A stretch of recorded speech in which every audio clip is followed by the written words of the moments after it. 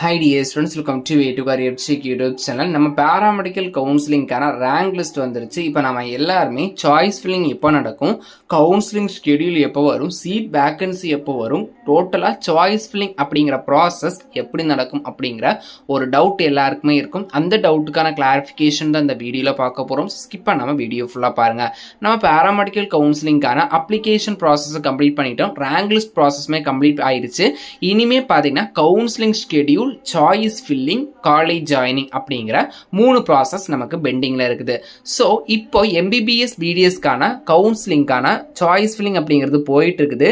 கூடிய சீக்கிரமே இந்த MBBS BDSக்கான ஃபர்ஸ்ட் ரவுண்ட் சாய்ஸ் ஃபில்லிங் முடிஞ்ச உடனேயே அவங்க காலேஜில் ஜாயின் பண்ணுறதுக்கான லாஸ்ட் டேட் கொடுத்துருப்பாங்க இல்லையா, அதுக்கு கொஞ்சம் நாளைக்கு முன்னாடி நம்ம கவுன்சிலிங் ஷெட்யூல் வரதுக்கான பாசிபிலிட்டிஸ் இருக்குது.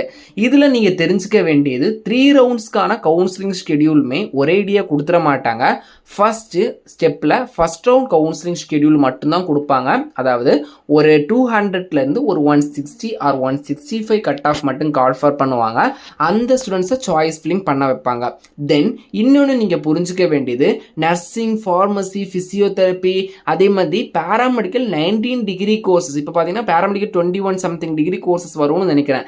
அந்த கோர்சஸுக்கு நீங்கள் தனித்தனியாக ரெஜிஸ்ட்ரேஷன் பண்ணி சாய்ஸ் ஃபில்லிங் பண்ணணும் இல்லை, அந்த 21 கோர்ஸுக்கும் ஒரே ரெஜிஸ்ட்ரேஷன், ஒரே சாய்ஸ் ஃபில்லிங் தான். அதை ஞாபகத்தில் வச்சுக்கோங்க. அதே மாதிரி ஃபார்ம் டிக்கு தனியாக கவுன்சிலிங் ஷெட்யூல், தனி கவுன்சிலிங் ப்ராசஸ், அதை ஞாபகத்தில் வச்சுக்கோங்க. GNMக்கு தனி கவுன்சிலிங், தனி சாய்ஸ் ஃபில்லிங், அதை ஞாபகத்தில் வச்சுக்கோங்க. அதே மாதிரி அதர் டிப்ளமோ, டிஃபார்ம் கோர்ஸுக்கும். இந்த பேராமெடிக்கல் டிகிரி கோர்ஸஸை பொறுத்த வரைக்கும் நான் முன்னாடி சொன்ன மாதிரி ஒவ்வொரு கட் ஆஃப் பொறுத்த வரைக்கும் ஒவ்வொரு கட்டமாக தான் பார்த்தீங்கன்னா ரவுண்ட்ஸாக தான் பார்த்தீங்கன்னா கவுன்சிலிங் அப்படிங்கிறத கண்டக்ட் பண்ணுவாங்க. 3 ரவுண்டுக்கும் ஒரேடியாக டேபிள் அப்படிங்கிறத கொடுக்க மாட்டாங்க. தனித்தனியாக தான் டைம் டேபிள் அப்படிங்கிறத ரிலீஸ் பண்ணுவாங்க. ஃபர்ஸ்ட் ரவுண்டு நீங்கள் சாய்ஸ் ஃபில்லிங் பண்ணி நீங்கள் காலேஜில் போய் ஜாயின் பண்ணதுக்கப்புறம் எத்தனை சீட் வேக்கன்சி பெண்டிங் இருக்குதோ அந்த சீட் வேக்கன்சிஸ் பார்த்தீங்கன்னா செகண்ட் ரவுண்டில் வரும். அதை பொறுத்து தான் பார்த்தீங்கன்னா செகண்ட் ரவுண்டுக்கான கவுன்சிலிங் ஷெட்யூல் ரிலீஸ் பண்ணுவாங்க, சாய்ஸ் ஃபில்லிங் கண்டக்ட் பண்ணுவாங்க.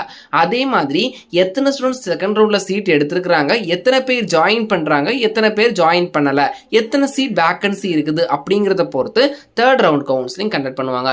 எப்படியும் நமக்கு 3 ரவுண்ட் கவுன்சிலிங் ப்ராசஸ் கம்ப்ளீட் ஆகிறதுக்கு, பேராமெடிக்கல் டிகிரி கோர்ஸஸுக்கு 3 ரவுண்ட் கவுன்சிலிங் ப்ராசஸ் கம்ப்ளீட் ஆகிறதுக்கு பார்த்தீங்கன்னா நமக்கு September last week or October month வரைக்கும் ஆகிறதுக்கான பாசிபிலிட்டிஸ் அப்படிங்கிறது இருக்குது. Maybe October 2nd or last week வரைக்கும் ஆகலாம். இந்த MBBS BDS கவுன்சிலிங் எவ்வளவு சீக்கிரமாக நடக்குது அவ்வளவு சீக்கிரம் பேராமெடிக்கல் கவுன்சிலிங்கான ப்ராசஸ்மே நடக்கும்.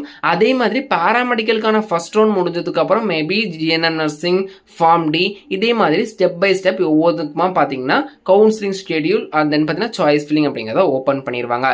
ஸோ நீங்கள் ஞாபகத்தில் வச்சுக்க வேண்டியது, நமக்கான கவுன்சிலிங் ஷெட்யூல் வந்ததுக்கு அப்புறம் தான் நம்ம எந்த டேட்டுக்கு ரெஜிஸ்ட்ரேஷன் பண்ணணும், எந்த டேட்டுக்கு சாய்ஸ் ஃபில்லிங் பண்ண முடியும் அப்படிங்கிறத தெரிஞ்சுக்க முடியும். தென் ரெஜிஸ்ட்ரேஷன் அப்படிங்கிறது கம்பல்சரி எல்லாரும் பண்ணணும். அப்படின்னா நீங்கள் லாகின் ஐடி பாஸ்வேர்ட் போட்டு பாஸ்வேர்ட் ரீசெட் பண்ணி ஒரு 250 rupees பே பண்ணுற மாதிரி இருக்கும். அதெல்லாமே நான் அந்த டைமில் தெளிவாக உங்களுக்கு சொல்கிறேன். இதை மட்டும் ஜஸ்ட் ஒரு அவுட்லைனாக புரிஞ்சு வச்சுக்கோங்க. இந்த ரெஜிஸ்ட்ரேஷன் பண்ணால் மட்டும்தான் நீங்கள் சாய்ஸ் ஃபில்லிங் அப்படிங்கிறத பண்ண முடியும். ஃபர்ஸ்ட் ரவுண்டில் கவர்மெண்ட் காலேஜஸ் மட்டும்தான் வரும். ஃபர்ஸ்ட் ரவுண்ட் கவுன்சிலிங்கான ஷெட்யூல் மட்டும்தான் முதல்ல ரிலீஸ் பண்ணுவாங்க. இந்த ஷெட்யூல் ரிலீஸ் பண்ணி நீங்கள் சாய்ஸ் ஃபில்லிங் பண்ணுறதுக்கு 1 ஆர் 2 டேஸ்க்கு முன்னாடி பார்த்தீங்கன்னா சீட் வேக்கன்சி அப்படிங்கிறத ரிலீஸ் பண்ணுவாங்க. ஸோ அதுக்கு முன்னாடி ரிலீஸ் பண்ணுறதுக்கான பாசிபிலிட்டிஸ் கம்மி. எப்படியும் நமக்கு சாய்ஸ் ஃபில்லிங் இந்த ஷெட்யூல் ரிலீஸ் பண்ணும்போது தான் சீட் வேக்கன்சி அப்படிங்கிறதும் ரிலீஸ் பண்ணுவாங்க. ஸோ இப்போ எல்லாருக்குமே புரிஞ்சிருக்கும், நமக்கான ரேங்க் லிஸ்ட் வந்துருச்சு. இனிமேல் கவுன்சிலிங் ஷெட்யூல் ரிலீஸ் பண்ணுவாங்க. அதாவது ஃபர்ஸ்ட் ரவுண்டுக்கானது.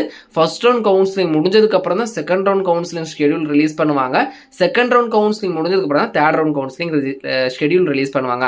அந்தந்த கவுன்சிலிங் சாய்ஸ் ஃபில்லிங்ல எத்தனை கட் ஆஃப் வரைக்கும் இருக்கிற ஸ்டூடெண்ட்ஸை கால் ஃபார் பண்றாங்களோ அவங்களுக்கு மட்டும்தான் சாய்ஸ் ஃபில்லிங் பண்ற பேஜ் ஓப்பன் ஆகும். இப்போ ஃபர்ஸ்ட் ரவுண்ட்ல 200 to ஒரு 165 வரைக்கும் இருக்கிற ஸ்டூடெண்ட்ஸை கால் ஃபார் பண்றாங்க. என்னுடைய கட் ஆஃப் ஒரு 150, நானும் சாய்ஸ் ஃபில்லிங் பண்ணலாம்னு கேட்டா அந்த போர்ட்டல் உங்களுக்கு ஓப்பன் ஆகாது. அவங்க ஆட்டோமேட்டிக்கா எனேபிள் பண்ணி வச்சிருப்பாங்க. 165 கட் ஆஃப் வரைக்கும் இருக்கிற ஸ்டூடெண்ட்ஸ்க்கு தான் அதை ஓப்பன் பண்ண முடியும். அதையும் ஞாபகம் வச்சுக்கோங்க. இதுதான் நம்ம சாய்ஸ் ஃபில்லிங் ப்ராசஸ். எல்லாருமே இதை பார்த்தீங்கன்னா நீங்கள் புரிஞ்சுக்கோங்க. இதுதான் நம்மளுடைய நெக்ஸ்ட் ஃபர்தர் ப்ராசஸ். இந்த இன்ஃபர்மேஷன் அப்படிங்கிறத ஷேர் பண்ணுங்க. இதே மாதிரி கவுன்சிலிங் ரிலேட்டட் இன்ஸ்டன்ட் அப்டேட்டுக்கு நம்ம பேஜை மறக்காம ஃபாலோ பண்ணிக்கோங்க.